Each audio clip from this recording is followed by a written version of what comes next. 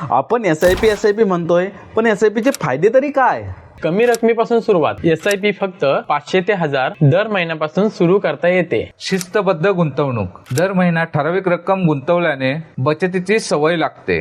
Market टाइमची गरज नाही. बाजार वर खाली असला तरी SIP चालू राहते. त्यामुळे योग्य वेळ शोधायची गरज नसते. Rupee cost averaging. बाजार घसरला की जास्त युनिट, वाढला की कमी युनिट्स मिळतात. यामुळे सरासरी खरेदी किंमत कमी होते. दीर्घकालीन संपत्ती. दीर्घकाळ SIP चालू ठेवल्यास कंपाऊंडिंग मुळे मोठी संपत्ती जमा होते. लवचिकता. SIP कधीही सुरू, बंद, रक्कम वाढवू किंवा कमी करू शकतो. स्ट्रेस फ्री गुंतवणूक. एक रकमी मोठी रक्कम गुंतवण्याचा ताण राहत नाही. सर्व प्रकारच्या फंडामध्ये उपलब्ध.